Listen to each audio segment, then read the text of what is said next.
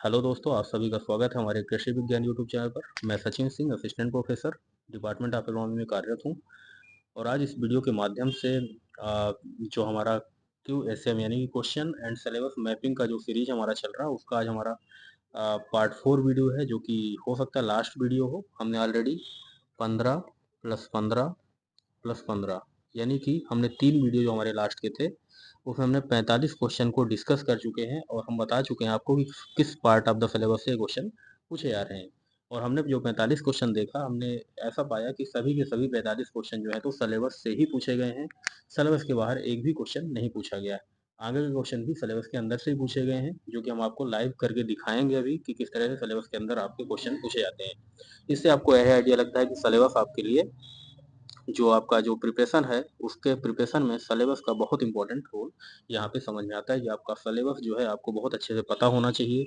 आपका सिलेबस आपके सामने बेंच में होना चाहिए, जहाँ भी आप पढ़ते हैं टेबल में। और साथ में ही आप सिलेबस के एक एक पॉइंट्स को, एक एक जो वहाँ पे शब्द लिखे गए हैं, एक एक वर्ड लिखे गए हैं, उनको आपको ध्यान से पढ़ना है और उसके बारे में आपको डिटेल में पता होना चाहिए किस टॉपिक में हमें क्या क्या चीज़ें पढ़ना है, उसको डिटेल में पढ़ के आना। अगर आप ऐसा करेंगे तो आप पाएंगे कि ज़्यादातर क्वेश्चन आपके सिलेबस के अंदर से पूछे जाएंगे। ठीक है, ये जो हमारी सीरीज है यूपी ट्रिपल एस सी के थ्रू, जो हमारा यूपी AGTA है, उसके हम पेपर को और सिलेबस को साथ में रख के डिस्कस करते हैं। और जो हमारा शुगर केन सुपरवाइजर यानी कि गन्ना पर्यवेक्षक की वैकेंसी है, जो हमारी गन्ना पर्यवेक्षक में भी सेम सिलेबस रखा गया है। और सेम जो है agency UP triple S C exam लेती है, तो उम्मीद है कि सेम पैटर्न में ही आपको तैयारी करना है। आपको कोई भी पैटर्न या स्ट्रेटजी आपको चेंज नहीं करना पड़ने की। ठीक है, तो मैं आशा करता हूँ चीज़ें आपको क्लियर हो गई होंगी। आगे हम शुरू करते हैं और ये है आपके लिए जो वीडियो है बहुत ही हेल्पफुल होगा, और मुझे पूरी उम्मीद है अगर आप इस तरह से पढ़ेंगे तो आप उस एग्जाम में सेलेक्ट होंगे। ठीक है, तो चलिए आगे हम डिस्कस करते हैं पेपर को। तो इस तरह से हमारे पास एक पेपर है जो कि 2020 का AGTA का पेपर है, और पीछे वाले आपने जो वीडियो है अवश्य देख लिए होंगे। जो चार हमारे पीछे के चार, मतलब कि हमारे वीडियो जो हमने बना के अपलोड किया है। आज हम शुरू करेंगे 46 नंबर क्वेश्चन से। ठीक है, तो 46वां क्वेश्चन आज हम शुरू करेंगे और वहाँ पे देखेंगे सिलेबस के किस पार्ट से क्वेश्चन पूछे गए हैं। ठीक है, तो ये हम पहुँच गए 46 नंबर क्वेश्चन पर। अब मैं आपको एक चीज़ और बताना चाहता हूँ, ये सिलेबस आपका प्रिंट आपके पास होगा, आप इस तरह से मैपिंग जरूर कर लें और सिलेबस जिस पार्ट से क्वेश्चन पूछे जा रहे हैं उसको अंडरलाइन जरूर करें, या हम आपको ये वाली फाइल भी सेंड कर देंगे। ठीक है, आपको बाद में जब आप रिवीजन करेंगे, आपको टॉपिक को समझने में, टॉपिक किस टॉपिक से क्या पढ़ना है उसको आपको आइडेंटिफाई करने में बहुत आसानी होगी। ठीक है, और इस तरह से जैसे हमने वन पार्ट को 1.1, 1.2, 1.3, 1.4 ऐसे करके हमने सेकंड जो हमारा बायोटेक्नोलॉजी, इसको 2.1, 2.2, 2.3, इस तरह से आप मतलब कि इस चीज़ को अवश्य आप यहाँ पे मार्किंग कर लें इस तरह से। ठीक है, इससे आपको बहुत आसानी होगी चीज़ों को समझने में, क्योंकि इसको मैं बहुत मेहनत करके चीज़ों को एनालिसिस करके बनाया हूँ। ठीक है, तो चलिए शुरू करते हैं और हमारा नेक्स्ट जो क्वेश्चन है 46 नंबर क्वेश्चन है हमारा, इसके बारे में हम देखते हैं। तो यहाँ पे क्वेश्चन पूछा जा रहा है भारत के आधिकारिक बीज प्रमाणीकरण प्रक्रिया, यानी कि सीड के बीज प्रमाणीकरण यानी कि सीड सर्टिफिकेशन की प्रोसेस पूछा जा रहा है। यहाँ पे क्या पूछा जा रहा है? Official seed certification process of India, which method is employed to verify the genetic purity of the seed lot when mandated by the regulatory standard। यानी कि ये पूछा जा रहा है सीड सर्टिफिकेशन की प्रोसेस हम किस तरह से करते हैं, क्या करके करते हैं। ठीक है, तो बेसिक क्वेश्चन है यहाँ पे। ठीक है, और एक चीज समझ लीजिए, हिंदी से भी देख लीजिए। बीज प्रमाणीकरण प्रक्रियाओं के अनुसार विनियामक मानकों द्वारा अनिवार्य किए जाने पर बीज लॉट की अनुवांशिक शुद्धता, यानी क्या पूछ रहा है? जेनेटिक प्योरिटी को पूछा जा रहा है यहाँ पे। ठीक है, तो जेनेटिक प्योरिटी को कैसे हम सत्यापित करेंगे जेनेटिक प्योरिटी है? तो इसके लिए हम पहली बात तो ग्रो आउट टेस्ट करते हैं, ये आपका आंसर है। लेकिन आपको आंसर में जाना, आपको ये देखना है कि आपको किस टॉपिक से मतलब कि क्वेश्चन पूछा जा रहा है। तो हम देखते हैं यहाँ पे 1.5 में चल के, और यहाँ पे देख लीजिए seed production, importance of the seed and type of the seed and its production method. ये सीड प्रोडक्शन मेथड का क्वेश्चन पूछा गया है। यहाँ पे आपका सीड प्रोडक्शन मेथड का क्वेश्चन पूछा गया है, और जेनेटिक प्योरिटी की बात कर रहा है। किसकी बात कर रहा है? जेनेटिक प्योरिटी की बात कर रहा है। तो इस क्वेश्चन को, जेनेटिक प्योरिटी को आप यहाँ से भी रिलेट कर सकते हैं, जो आपका जेनेटिक्स का क्वेश्चन बन जाता है। ठीक है, जेनेटिक्स एंड प्लांट ब्रीडिंग का भी क्वेश्चन यहाँ से बनता हुआ समझ में आएगा। Importance and principle of the genetic and plant breeding का भी क्वेश्चन यहाँ से समझ में आएगा, दिखता हुआ। तो ये भी क्वेश्चन आपका कहाँ से? सिलेबस के अंदर से क्वेश्चन पूछा गया है। ठीक है, 46 नंबर। अब नेक्स्ट आगे बढ़ते हैं, 46वां क्वेश्चन है दोस्तों, और यहाँ पे आपसे पूछा जा रहा है कि निम्नलिखित में से कौन सा उपकरण, यानी कोई इंस्ट्रूमेंट है, कौन सा उपकरण विशेष आकार के आधार पर फलों को वर्गीकरण यानी ग्रेडिंग ऑफ द फलों का वर्ग यानी ग्रेडिंग ऑफ फ्रूट्स के लिए यूज किया जाता है। आमतौर पर ऑपरेशन ग्रीन्स योजना के तहत सरकार द्वारा समर्थित पैक हाउस में लाया गया था। तो एक तो पहली बात तो आपको ऑपरेशन ग्रीन के बारे में भी पता होना चाहिए। ऑपरेशन ग्रीन से रिलेटेड स्कीम जो आई थी, इसमें कि पोटैटो, टोमेटो और इन सबको भी यहाँ पे इंक्लूड किया गया था, ठीक है, ओनियन को। और यहाँ पे देखिए क्या पूछा रहा है, which of the following equipment is specifically designed for the grade of the food based on the size and commonly deployed in the government support. तो ग्रेडिंग ऑफ द फूड के बारे में पूछा है। तो ग्रेडिंग के लिए कौन सा इंस्ट्रूमेंट यूज करते हैं, तो पहला अभी आंसर हम नहीं जा रहे हैं, आंसर हम बाद में डिटेल में डिस्कस करेंगे और आंसर को हम बहुत डिटेल में एनालाइज करेंगे ताकि आपके आगे जो एग्जाम आ रहे हैं वो भी आप सॉल्व कर पाएं। अभी हम सिर्फ देख आपको प्रूव करना चाह रहे हैं कि आपके जो टॉपिक्स जो एग्जाम में पूछे गए हैं, यानी जो क्वेश्चन पूछे गए हैं वो सिलेबस के अंदर से ही है। तो ये किस सिलेबस से पूछा गया देख लीजिए आप। इस तरह से 4 यहाँ पे पॉइंट दिए हुए हैं। 1.2 में आप देख लीजिए, 1.2 पोस्ट हार्वेस्ट मैनेजमेंट, इसका भी पार्ट है। पोस्ट हार्वेस्ट मैनेजमेंट का भी पार्ट है, देख लीजिए आप। पोस्ट हार्वेस्ट के बाद ही इसकी ग्रेडिंग करेंगे ना, जब हम तोड़ लेंगे तो इसका मतलब क्या है, पोस्ट हार्वेस्ट कर लिए, इसके बाद हम ग्रेडिंग करते हैं। पोस्ट हार्वेस्ट का ही पार्ट है ग्रेडिंग, ठीक है। ग्रेडिंग के बाद स्टोरेज करना, ये सब चीज़ें। तो पोस्ट हार्वेस्ट से आप देख रहे होंगे कितने क्वेश्चन पूछे गए हैं, 3-4 क्वेश्चन यहाँ पूछे गए हैं। देन आप 5.2 में देख लीजिए, यहाँ पे आपका ऑपरेशन ग्रीन का जिक्र किया इन्होंने। तो ऑपरेशन ग्रीन का जिक्र करते ही इकोनॉमिक रिफॉर्म का पार्ट बन जाता है, ठीक है। तो इकोनॉमिक रिफॉर्म का भी क्वेश्चन है, यहाँ से काफ़ी क्वेश्चन पूछे गए हैं इकोनॉमिक रिफॉर्म के। और उसके बाद 5.3 में देखेंगे तो 5.3 में भी concept and importance of the export in agriculture produce. Export वाले से कैसे क्वेश्चन लिंक कर रहा है, एक्सपोर्ट इन एग्रीकल्चर प्रोड्यूस। भाई एक्सपोर्ट वही चीज़ों करते हैं जो अच्छी क्वालिटी की चीज़ें होती हैं, ठीक है। तो एक्सपोर्ट के लिए हम यहाँ पे क्या करते हैं, ग्रेडिंग करते हैं, ठीक है। ग्रेडिंग किसके लिए करते हैं हम, एक्सपोर्ट के लिए हम क्या करते हैं तुम्हारा, ग्रेडिंग करते हैं। तो इसीलिए हमारा हो गया एक्सपोर्ट ऑफ एग्रीकल्चर प्रोड्यूस, ठीक है। यहाँ पे पूछा गया 4.4 में अगर हम बात करें तो यहाँ पे डिफरेंट प्रोग्राम या स्कीम, यानी कि जो टॉप स्कीम है जो है ना, ये स्कीम आपकी ऑपरेशन ग्रीन है एक प्रकार का। ऑपरेशन ग्रीन भी एक प्रकार का है स्कीम है। देखिए यहाँ पे सीधा मेंशन है ऑपरेशन ग्रीन स्कीम, यानी स्कीम आपका बहुत ही इंपॉर्टेंट टॉपिक बन के आ रहा है। एक्सटेंशन और इकोनॉमिक के नाम पे सिर्फ और सिर्फ यहाँ पे क्या पूछा जा रहा है, स्कीम पूछा जा रहा है। तो स्कीम को आपको बहुत विशेष ध्यान देकर पढ़ना है। बाकी टॉपिक आप कुछ टॉपिक यहाँ पे इग्नोर भी कर सकते हैं, ठीक है। तो 47 क्वेश्चन में कहाँ पूछा जा रहा है, सिलेबस के पार्ट से पूछा जा रहा है, ठीक है। नेक्स्ट आगे बढ़ते हैं। तो इसको आप यहाँ पे देख लेंगे, ग्रेडर होता है यहाँ पे, तो ग्रेडर ही ये काम करेगा। अब आगे चल के हम आपको बताएंगे किस तरह से इन क्वेश्चन के आंसर तक आपको पहुंचना है आसानी से। नेक्स्ट हम देख रहे हैं, ये बागपत उत्तर प्रदेश का एक क्वेश्चन पूछा गया है और एक क्वेश्चन इजी है हिसाब से और डिफिकल्ट भी है। अगर आप देखेंगे तो क्या पूछा जा रहा है कि मतलब कि यहाँ पे पूछा जा रहा है कि मतलब कि बागपत उत्तर प्रदेश यानी दुर्गापुर राजस्थान और रांची झारखंड में 2021-22 के दौरान बहुस्थान क्षेत्र परीक्षणों में IARI ने किस बीज उपचार फार्मूलेशन ने पारंपरिक कवकनाशों के बेहतर प्रदर्शन करते हुए चने के विल्ट और जड़ सड़न को प्रभावी ढंग से कम किया। देखिए यहाँ पे 3 चीज निकल के आ रही है सिलेबस से। एक तो आपका चने का विल्ट हो गया, आपको बोला था ना पल्स के बारे में, डिजीज के बारे में पढ़ना है। तो disease of the wilt, wilt of the, यहाँ पे क्या है, चिकपी विल्ट है ना, या रूट रॉट ऑफ चिकपी यहाँ पे दिया है, ठीक है। तो एक तो आपका किससे रिलेटेड क्वेश्चन हो गया, प्लांट प्रोटेक्शन का क्वेश्चन हो गया, ठीक है। इसके बाद कन्वेंशनल फंजीसाइड का क्वेश्चन पूछा है, यानी आपको फंजीसाइड किस तरह से यूज करना है, यानी प्लांट प्रोटेक्शन का भी है और साथ में आपका ये एग्रीकल्चर रिफॉर्म का भी है, क्योंकि सीड ट्रीटमेंट फार्मूलेशन की बात कर रही है तो सीड ट्रीटमेंट का भी ये क्वेश्चन बन जाता है। तो 3 टॉपिक यहाँ पे ऐड किए गए होंगे। पहला तो हम शुरू वाला देख लेते हैं, 1.6 वाला method of the seed treatment. यहाँ से क्वेश्चन पूछा गया है वाला, देखो मेथड ऑफ सीड ट्रीटमेंट से क्वेश्चन हो गया है वाला, ठीक है। बात क्लियर, सीड ट्रीटमेंट, और सीड ट्रीटमेंट किससे रिलेटेड कर रहे हैं, प्लांट प्रोटेक्शन से रिलेटेड कर रहे हैं। तो ये क्वेश्चन आपका यहाँ पे देख लीजिए आप, ये 1.7 में importance of the crop protection, ठीक है। तो basic principle, scope and importance of the crop protection. तो एक क्रॉप प्रोटेक्शन का पार्ट भी बन जाता है, क्योंकि यहाँ बिल्ट है, बिल्ट एक क्रॉप प्रोटेक्शन का पार्ट है, मतलब कि उसको संरक्षण करना, रोग से बचाना फसल को। तो एक प्लांट प्रोटेक्शन का पार्ट हो गया। और name of the major equipment, ठीक है। तो एक इक्विपमेंट्स का भी यहाँ पे यूज हो रहा है शायद, तो इक्विपमेंट से रिलेटेड भी क्वेश्चन बन सकता है आपका। और केमिकल, एक केमिकल का है मेन, ठीक है। तो सीड ट्रीटमेंट के लिए फार्मूलन फंजीसाइड है, तो केमिकल है फंजीसाइड पेस्ट कंट्रोल करने के लिए। तो इस तरह से देखिए आप किस तरह से पूरा सिलेबस के अंदर से ही चीज, इंटेंशन आप सिलेबस का समझेंगे अगर कि सिलेबस कहना क्या चाह रहा है, तो आप आराम से क्वेश्चन को सॉल्व कर पाएंगे, ठीक है। तो इस तरह से देखिए क्वेश्चन यहाँ पे सिलेबस के अंदर से पूछा जा रहा है। इसके बाद क्या पूछा जा रहा है, सीड ट्रीटमेंट फार्मूलेशन, तो हो गया मेथड ऑफ सीड ट्रीटमेंट। तो इस तरह से देखेंगे आप सीड ट्रीटमेंट क्वेश्चन है, लेकिन हालांकि ये क्वेश्चन एकदम आपका फैक्चुअल टाइप का क्वेश्चन है, ये आपको याद हो तभी आप एग्जाम हॉल में कर पाएंगे, लेकिन फिर भी इन क्वेश्चन को कैसे सॉल्व करना हम आपको बताएंगे बाद में।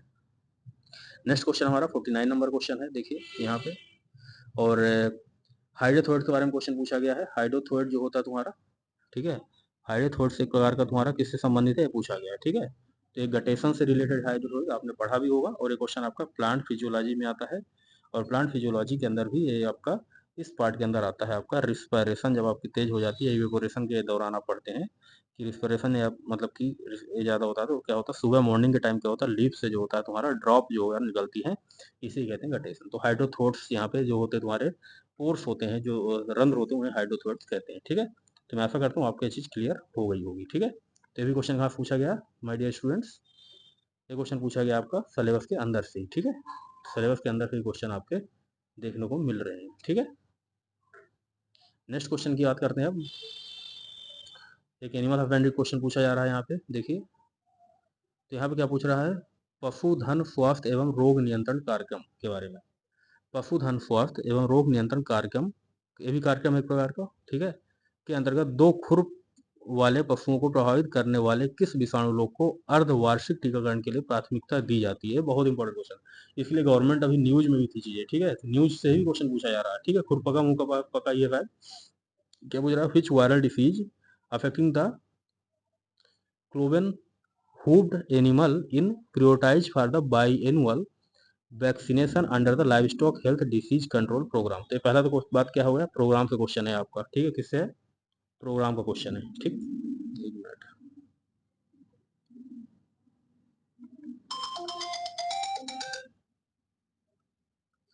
ये क्वेश्चन आपका प्रोग्राम से रिलेटेड क्वेश्चन पूछा जा रहा है। प्रोग्राम में आपको पढ़ना है, और प्रोग्राम में भी देख लीजिए यहाँ पे आप, ये वाला प्रोग्राम है आपका फूड एंड माउथ डिसीज, इसका आंसर होगा। और यहाँ पे क्वेश्चन जो पूछा गया तो 6.5 में आप चले जाइए। तो पहला तो आपका डिजीज से रिलेटेड है, ठीक है ना, वायरल डिजीज के बारे में बात किया है।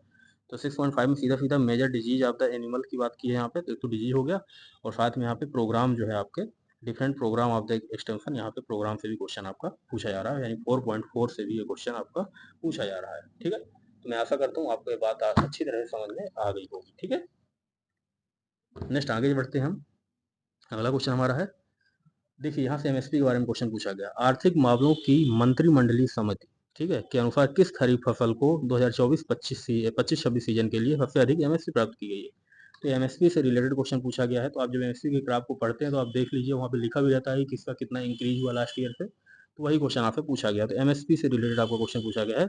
और आप पाएंगे कि एमएसपी जो है, मिनिमम सपोर्ट प्राइस, देखिए यहाँ पे आप इकोनॉमी का जो 5.7 वाला पोर्शन है, एमएसपी यहाँ पे देखिए सीधा सीधा आपका मेंशन किया गया है। ठीक है, मिनिमम सपोर्ट प्राइस आपको सीधा सीधा यहाँ पे मेंशन किया गया है, आप देख सकते हैं डिफरेंट क्राफ का। तो जो भी आपकी 23 क्राफ हैं जिन्हें मिनिमम सपोर्ट प्राइस दिया जाता है, जो इंपॉर्टेंट क्राफ है वो वाली क्राफ आप जरूर पढ़ के जाएं, या जिनमें हाईएस्ट इंक्रीजमेंट हुआ हो वो क्राफ जरूर आप पढ़ के जाएं। ठीक है, इस क्वेश्चन को कैसे आपको गेस करके आंसर लगाना मैं आपको बाद में बताऊंगा। ठीक है, एग्जामिनर का माइंडसेट आपको समझाऊंगा। नेक्स्ट आप देखिए यहाँ पे बैसिलस सबटिलिस करके क्वेश्चन पूछा गया है। बैसिलस सबटिलिस पौधे को पर्यावरणीय तनाव सहन करने में मदद करता है। ठीक है, यानी क्या पूछ रहा है, बैसिलस सबटिलिस जो होता है तुम्हारा, help in the plant to tolerate the environmental stress by enduring the expression of best. ठीक है, तो ये क्वेश्चन आपका पूछा गया है। तो ये क्वेश्चन आपका किससे रिलेटेड देखिए, ठीक है, क्या करता है, इसका मैकेनिज्म पूछा। तो पहली बात तो आपका एक्सटेंशन, इससे रिलेटेड फिजियोलॉजी का क्वेश्चन आपका बनता है यहाँ पे। और ये आपका मेनली जब इस तरह से बैसिलस सबटिलिस और इस तरह की चीज़ों की बात की जाती है, तो हमेशा किसका क्वेश्चन कहलाता है, बायोटेक्नोलॉजी से रिलेटेड क्वेश्चन आपका कहलाता है। ठीक है, और इन्वायरमेंट स्ट्रेस की बात कर रहा है, तो यानी कि यहाँ पे स्ट्रेस आप देखेंगे तो यहाँ पे ही मेंशन आपका दिखता हुआ मिल जाएगा, इन्वायरमेंटल स्ट्रेस। तो इन्वायरमेंट से रिलेटेड भी क्वेश्चन ये बन जाएगा आपका।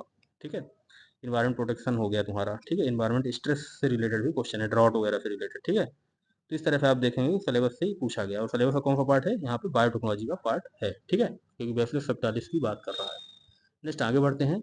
एक यहाँ पे क्वेश्चन पूछा गया आपका, जिला स्तर पर विकेंद्रीकरण निर्णय लेने के लिए किसान नेतृत्व वाली कृषि योजना को बढ़ावा देने के लिए विस्तार सुधार योजना के तहत निम्नलिखित में कौन सा संस्थागत तंत्र पेश किया गया है। यानी ये पूछा जा रहा है कि which one of the following institution mechanism was introduce for under the extension reform scheme. ये भी किससे क्वेश्चन पूछा गया, एक्सटेंशन रिफॉर्म स्कीम से क्वेश्चन पूछा गया है। ठीक है, to promote the decentralised decision making and farmer led agriculture planning in the district level. District level के लिए बात कर रहा है, जिसको आप आसानी से यहाँ पे आत्मा वगैरह इसके आंसर हुआ करता है, तो देख लेंगे कि डिस्ट्रिक्ट लेवल में डिसेंट्रलाइज किस तरह से प्लानिंग करते हैं। तो एक्सटेंशन रिफॉर्म का क्वेश्चन है, जो कि इजी क्वेश्चन में आ जाएगा। ठीक है, देख लीजिए एक्सटेंशन रिफॉर्म यहाँ पे दिया है। ठीक है, एक्सटेंशन प्रोग्राम या स्कीम ये है। ठीक है, एक्सटेंशन के नाम पे ये 4.4 वाला जो टॉपिक है आपके लिए सबसे इंपॉर्टेंट टॉपिक यहाँ पे बन के निकल के आता है। ठीक है, नेक्स्ट आगे बढ़ते हैं। जो भी क्वेश्चन कर सकते हैं आप पढ़ के जाएंगे तो आपका हो जाएगा। नेक्स्ट अगला क्वेश्चन है, फिर से यहाँ पे देखिए आप, निम्नलिखित कौन सी एजेंसी भारत में एमएसपी प्रणाली के तहत केंद्रीय पूल के लिए अनाज और मोटे अनाज की खरीद के लिए मुख्य रूप से जिम्मेदार है। यानी ये पूछा जा रहा है, एमएसपी से रिलेटेड क्वेश्चन फिर से पूछा गया, यानी आपको एमएसपी को डिटेल में पढ़ के जाना चाहिए था। विच of the following agencies is primary responsible for producing the serial and post serial for the control pool under the MSP system. यानी एमएसपी के बारे में आपको पढ़ना। तो क्वेश्चन कहाँ पूछा गया है आपका, एमएसपी ऑफ डिफरेंट क्रॉप। जब एमएसपी वाले टॉपिक को आप पढ़ के जाएंगे यहाँ पे, एमएसपी को, मिनिमम सपोर्ट प्राइस को, ठीक है, तो यहाँ पे आपको ये चीजें देखने को मिलेगी। ठीक है, बात क्लियर है। इसका मैं आंसर बाद में कराऊंगा बहुत अच्छे डिटेल में, चारों ऑप्शन को मैं डिटेल में पढ़ा के आपको कराऊंगा कि कौन सी एजेंसी क्या काम करती है। ठीक है, अभी थोड़ा सा पेशेंस रखिए क्योंकि वीडियो लंबा हो जाएगा। अगर मैं बहुत ज़्यादा चीज़ों को डिटेल में पढ़ाऊंगा तो जो मेरा मेन उद्देश्य है वहाँ से हम भटक जाएंगे। ठीक है, ये भी क्वेश्चन आपका सिलेबस के अंदर से पूछा गया है। नेक्स्ट क्वेश्चन है, निम्नलिखित में कौन सी गैस ग्रीन हाउस प्रभाव के लिए महत्वपूर्ण योगदान नहीं देती है। ग्रीन हाउस इफेक्ट के बारे में पूछ रहा है, और ग्रीन हाउस किसका टॉपिक है, विच, देखिए इंग्लिश से देख लीजिए, which of the following gases does not contribute to significantly the green house effect, है ना। तो ग्रीन हाउस इफेक्ट किसका टॉपिक है आपका, इन्वायरमेंटल पॉल्यूशन का टॉपिक हो गया। ठीक है, यानी कि पॉल्यूशन का टॉपिक हो गया। तो कौन सी ग्रीन हाउस गैस नहीं है, इन्वायरमेंट पॉल्यूशन टॉपिक है, जो कि यहाँ पे देखिए आप मेंशन आपको मिल जाएगा, टाइप ऑफ पॉल्यूशन, ठीक है, और इन्वायरमेंटल प्रोटेक्शन, यानी ग्रीन हाउस वगैरह इसी में पॉल्यूशन और प्रोटेक्शन में ही आएगी। ठीक है, ग्लोबल वार्मिंग वगैरह ये सब इसी में आता है। तो 3.10 में आप देखिए यहाँ पे, ये भी टॉपिक से ही यानी सिलेबस के अंदर से ही क्वेश्चन पूछा गया है। नेक्स्ट क्वेश्चन हमारा, भैंस की किस नस्ल को इसकी उच्च दुग्ध उत्पादन के लिए यानी हाईली मिल्क प्रोडक्शन के लिए और अनुकूलनशीलता के कारण भारत का काला सोना कहा जाता है। काला सोना किसको करते हैं, कहते हैं, कौन सी भैंस को काला सोना बोलते हैं। ठीक है, तो आपको पता होना चाहिए, मुर्रा भैंस होती है जो कि बहुत ज़्यादा दूध देती है हमारे यहाँ इंडिया में, इसको काला सोना कहते हैं। यहाँ पे इंग्लिश से देख लीजिए, which breed of the buffalo is referred as the black gold of the India. यानी कि बफेलो क्या पूछा है, ब्रीड पूछा है, ब्रीड पूछा है बफेलो की।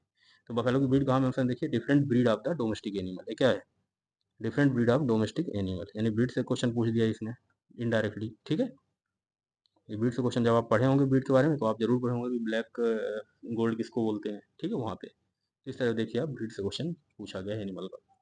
नेक्स्ट क्वेश्चन हमारा, ये देखिए, डिजिटल इंडिया भूलेखन भूमि अभिलेख, ठीक है, आधुनिकीकरण कार्यक्रम के अंतर्गत विशिष्ट भूमि पार्सल पहचान किस आधार पर तैयार की जाती है। यानी क्या पूछा जा रहा है, under the digital India land record modernisation programme है, बहुत बड़ा प्रोग्राम है जो कि गवर्नमेंट ऑफ इंडिया चला रही है। On what the unique land parcel identification number generated. ठीक है, तो ये चीज एक पूछा गया आपका, और एक क्वेश्चन भी आपका 3.6 में जब आप जाएंगे देखिए यहाँ पे दिया हुआ सीधा सीधा 3.6 में, देखिए यहाँ पे ये वाला देखिए पॉइंट, लैंड रिकॉर्ड की बात कर रहा है। ठीक है, तो सॉयल सर्वे के अंदर आप देखिए, सॉयल सर्वे का जो टॉपिक आपको मेंशन यहाँ पे, सॉयल सर्वे का जो टॉपिक आपको मेंशन यहाँ पे देखिए, ये सॉयल सर्वे टॉपिक से क्वेश्चन आपका पूछा जा रहा है। सर्वे करते टाइम आपका मतलब कि लैंड रिकॉर्ड मेंटेन करते हैं, और लैंड रिकॉर्ड आपका डिजिटलाइज करने की बात यहाँ पे की जा रही है। और साथ में ये आपकी स्कीम से रिलेटेड क्वेश्चन हो जाएगा, क्योंकि लैंड को स्कीम के तहत है ना, ये जो हमारा प्रोग्राम है ना, देखिए ये क्या है आपका प्रोग्राम है, क्या है दोस्तों, प्रोग्राम है एक। तो प्रोग्राम से रिलेटेड क्वेश्चन क्या होता है, एक्सटेंशन का 4.4 का क्वेश्चन भी बन जाएगा। ये आप कह सकते हैं इकोनॉमिक रिफॉर्म यानी कि 5.2 के हिसाब से भी क्वेश्चन पूछा जा सकता है। ठीक है, तो इस तरह से आपका क्वेश्चन ये वाला हो जाएगा। ठीक है, बात क्लियर हो गई। नेक्स्ट हम चलते हैं 58 क्वेश्चन की ओर। तो 58 क्वेश्चन में क्या एक्सप्रेशन रीजनिंग वाला क्वेश्चन पूछा जा रहा है। देखिए कि बहुत अच्छा क्वेश्चन है, राष्ट्रीय बीज नीति के बारे में क्वेश्चन पूछा गया है। राष्ट्रीय बीज नीति गांव स्तर पर बीजों के भंडार को बढ़ावा देती है। ठीक है, इसके प्राकृतिक आपदाओं या अप्रत्याशित स्थितियों के दौरान बीजों की तत्काल उपलब्धता सुनिश्चित होती है। ठीक है, होती है, सही बात है। तो एक्सप्रेशन रीजनिंग वाले क्वेश्चन कैसे सॉल्व करना वो आपको बताऊंगा बाद में। अभी आप देख लीजिए नेशनल सीड पॉलिसी वाला जो क्वेश्चन पूछा गया है, और एक क्वेश्चन जो है सीड टेक्नोलॉजी से पूछा गया है, जो कि आप देखेंगे तो 5.2 यानी एक प्रकार का योजना भी है। कैसे योजना है, राष्ट्रीय बीज नीति, नीति मतलब कि पॉलिसी, पॉलिसी कहाँ है आपका 5.2 में, यानी कि इकोनॉमिक रिफॉर्म में आ जाएगा पॉलिसी है कोई भी। ठीक है, 5.2 में यहाँ पे देखिए इकोनॉमिक रिफॉर्म। और दूसरा आपका सीड से क्वेश्चन है, तो सीड टेक्नोलॉजी से भी क्वेश्चन है यहाँ पे, और सीड टेक्नोलॉजी हमारा 1.5 में भी यहाँ पे देखिए मेंशन है, important of the seed and type and production methods वगैरह। ठीक है, तो प्रोडक्शन और स्टोरेज मेथड भी इसके अंदर आ जाएगा, लगभग आप कोरिलेट कर सकते हैं। लेकिन क्वेश्चन मेनली जो है स्कीम वाला क्वेश्चन, मतलब इकोनॉमिक रिफॉर्म वाला क्वेश्चन है। ठीक है, नेक्स्ट आगे बढ़ते हैं। ये हमारा हॉर्टिकल्चर का क्वेश्चन, पहला क्वेश्चन है, फूल गोभी में किस पोषक तत्व की कमी से फिप्टेल का विकार होता है। यानी कि फिप्टेल डिसीज के बारे में पूछा जा रहा है, फिप्टेल। ठीक है, nutrient deficiency caused whiptail disorder of the cauliflower. तो आपको पता है फिप्टेल किससे होता है। अब इसको देखिए 59 3.2 में जब चलेंगे आप, तो यहाँ पे देखिए सीधा सीधा मेंशन है, कहाँ पे क्वेश्चन पूछा गया है, डिफिशियंसी सिम्टम ऑफ न्यूट्रिएंट, कहाँ पूछा हुआ है डिफिशियंसी सिम्टम ऑफ न्यूट्रेंट, ये देखिए डिफिशियंसी सिम्टम आपका क्लियर मेंशन है, इसको देख लीजिए, ये डिफिशियंसी सिम्टम, ठीक है, यानी लक्षण क्या है, कमी के लक्षण। तो कमी में 50 किसमें होता है तुम्हारा, कॉलीफ्लावर में होता है, ठीक है। तो ये क्वेश्चन आपका पूछ दिया गया, ठीक है, मोलिब्डेनम से रिलेटेड। नेक्स्ट आगे बढ़ते हैं हम, ये भी क्वेश्चन हमारा टॉपिक का ही हो गया, मतलब सिलेबस का हो गया। अगला देख लीजिए आप, निम्नलिखित घटकों पर विचार कीजिए, पैक हाउस, पकने वाला कक्ष यानी ripening chamber, pre cooling unit, ये किससे रिलेटेड है आपका, पोस्ट हार्वेस्ट टेक्नोलॉजी का क्वेश्चन किसका है, पोस्ट हार्वेस्ट टेक्नोलॉजी का, ये कह सकते हो पोस्ट हार्वेस्ट से रिलेटेड क्वेश्चन आपको पूछा गया। Consider the following component, packing house, ripening chamber, pre cool chamber, है ना।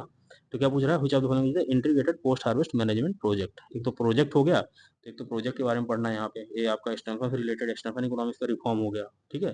तो 5.2 और 5.4 में भी मेंशन है, 5.2 एंड 4.4 में भी मेंशन है।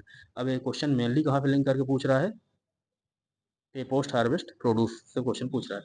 यानी एक बात आप समझ रहे होंगे, जो आपकी स्कीम ही पूछ रहा है ना, जो आपकी स्कीम, एक चीज बताना चाह रहा हूँ यहाँ पे मैं, जो आपकी स्कीम ही पूछ रहा है ना यहाँ पे, स्कीम भी किससे लिंक कर रहा है, आपका सिलेबस से लिंक करके पूछ रहा है, ठीक है। आप देखिए सिलेबस से लिंक करके पूछ रहा है, क्योंकि देखिए जैसे डिजिटल मैपिंग वाला क्वेश्चन पूछा था, तो सॉइल सर्वे जो कि रिलेटेड है इससे, वहां से प्रोग्राम से लिंक करके पूछा क्वेश्चन को। ऐसे वाला क्वेश्चन भी किससे पूछ रहा है, एक तो प्रोजेक्ट वाला क्वेश्चन है, और किससे लिंक कर रहा है, सिलेबस से, यहाँ पे post harvest management of the produce से लिंक करके पूछा जा रहा है क्वेश्चन, ठीक है। तो मैं आशा करता हूँ चीज़ें आपको बहुत अच्छे से क्लियर हो रही होंगी, आप इंपॉर्टेंस ऑफ सिलेबस, जो सिलेबस का महत्व है, आप वो चीज़ को समझ पा रहे होंगे। और 5 क्वेश्चन और मैं आज एक्स्ट्रा कराऊंगा, ठीक है। तो यहाँ पे देख लीजिए, निम्नलिखित में से कौन सा एक जूनोटिक पशुजन्य रोग है। पशुजन्य रोग यानी कि आपका एनिमल डिसीज के बारे में फिर से पूछ लिया, दूषित दुग्ध के सेवन से मनुष्यों में फैलता है, ठीक है। कौन सा है, देखिए क्या पूछ रहा है, which of the following zoonotic disease that can transmitted to human through the consumption of the contaminated milk, मतलब मिल्क कंजम्पशन में कौन सा रोग होता है जो कि एनिमल में भी, मतलब ह्यूमन में फैल जाता है। तो देखिए यहाँ पे आप देखिए इस चीज़ को जब आप पढ़ते हैं, यहाँ पे ये जो आपका सिलेबस दिया गया है 6.5 का, major disease of the animals, तो यही डिजीज ऑफ एनिमल में आपको पढ़ाया जाता है कि कौन कौन सी जूनोटिक डिसीज है, मतलब कौन कौन सी डिसीज जो कि एनिमल से आपकी ह्यूमन में आपकी ट्रांसफर हो जाती है, ठीक है। तो ये चीज़ आपको यहाँ से यहाँ पे आप पढ़ने को मिलेगा, जब मैं डिटेल में कराऊँ तब मैं आपको बता दूंगा, ठीक है। अभी मैं आपको सिर्फ बता रहा हूँ सिलेबस के बारे में, ठीक है। नेक्स्ट आगे बढ़ते हैं, निम्नलिखित में से कौन सा प्रदूषक केंद्रीय प्रदूषण नियंत्रण बोर्ड, ये देखिए अगला क्वेश्चन आ गया, सेंट्रल पॉल्यूशन कंट्रोल बोर्ड, प्रदूषक केंद्रीय नियंत्रण बोर्ड यानी कि सीपीसीबी, यहाँ पे देख लीजिए कि राष्ट्रीय वायु गुणवत्ता निगरानी कार्यक्रम के तहत निगरानी किए जाने वाले मापदंड वायु प्रदूषकों की सूची में शामिल नहीं किया गया। देखिए क्या होता है, एक आपका सेंट्रल पॉल्यूशन कंट्रोल बोर्ड होता है तुम्हारा, सेंट्रल पॉल्यूशन कंट्रोल बोर्ड है जो, ठीक है, जो कि एयर पॉल्यूशन एक्ट के तहत बनाया गया था। तो इसमें आपका 8 प्रकार की शायद होती हैं, 8 या 10 प्रकार की होती हैं। तो इन 8-10 पैरामीटर्स दिए गए हैं इसके, तो उन पैरामीटर्स में कौन सा पैरामीटर नहीं है वही पूछा जा रहा है, ठीक है। तो इस तरह से देखिए क्वेश्चन आपका किससे पूछा गया है, national air quality monitoring programme का। तो एक किससे क्वेश्चन है, एक तो प्रोग्राम से रिलेटेड क्वेश्चन पूछा गया, सेंट्रल पॉल्यूशन कंट्रोल यानी कि बॉडी, कोई ऑर्गेनाइजेशन बॉडी से क्वेश्चन पूछा जा रहा है। और किससे लिंक कर रहा है आपका, तो एक तो प्रोग्राम, आप जब इसको 5 पॉइंट इसको अगर लिंक करेंगे तो 5.2 वाले से लिंक कर सकते हैं। यहाँ पे देखिए 5.2 मतलब इकोनॉमिक रिफॉर्म, या मतलब डिफरेंट प्रोग्राम, 4.4 में दिया गया है डिफरेंट प्रोग्राम, ठीक है। और देन आप देखेंगे कहाँ पूछा जाएगा क्वेश्चन, एक पूछा जा रहा है क्वेश्चन यहाँ पे पॉल्यूशन से, टाइप ऑफ पॉल्यूशन में किससे, टाइप ऑफ पॉल्यूशन के अंदर किससे पूछा जा रहा है, एयर पॉल्यूशन से पूछा जा रहा है, ठीक है।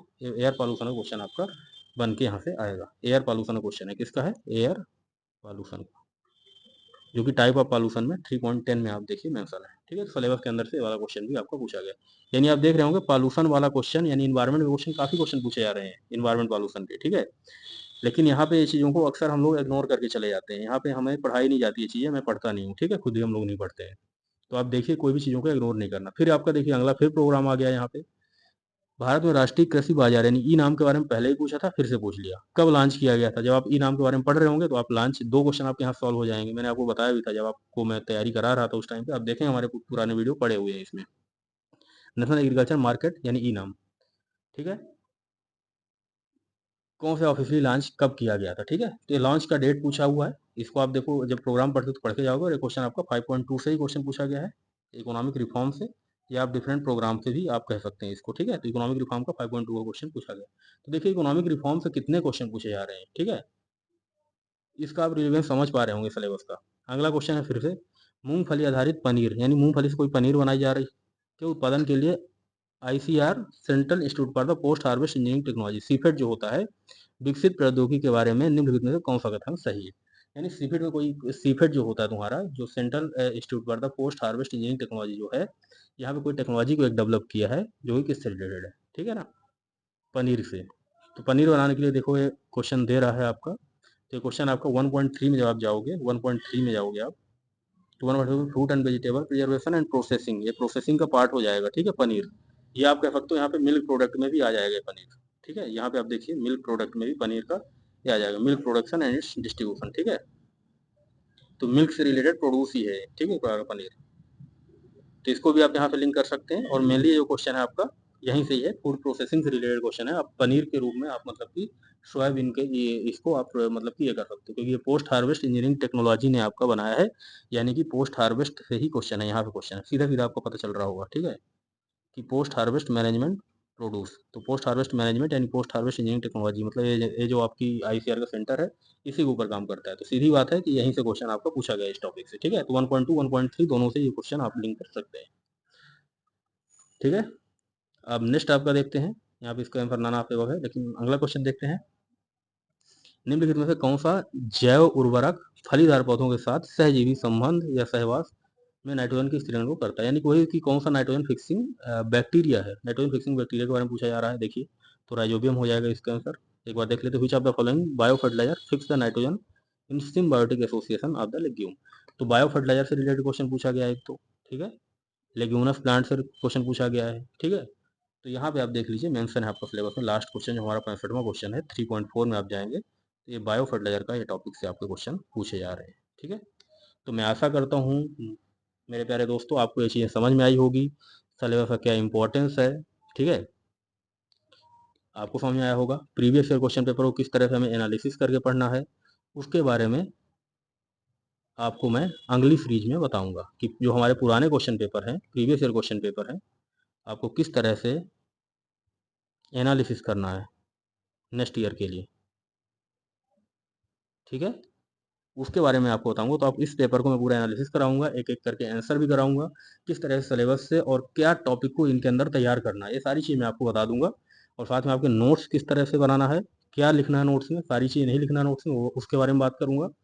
और साथ में ही मैं आपको जो इम्पोर्टेंट चीज़ें हैं सिलेबस के अंदर आपको बताऊंगा किस तरह से पढ़ना है, क्या क्या चीज़ें पढ़ना है, ठीक है। और उसका नोट्स भी मैं धीरे धीरे करके बनवा दूंगा, ठीक है। तो आई थिंक आपको ये वीडियो पसंद आया होगा, आपको ये जो सीरीज है मेरी हेल्पफुल रही होगी।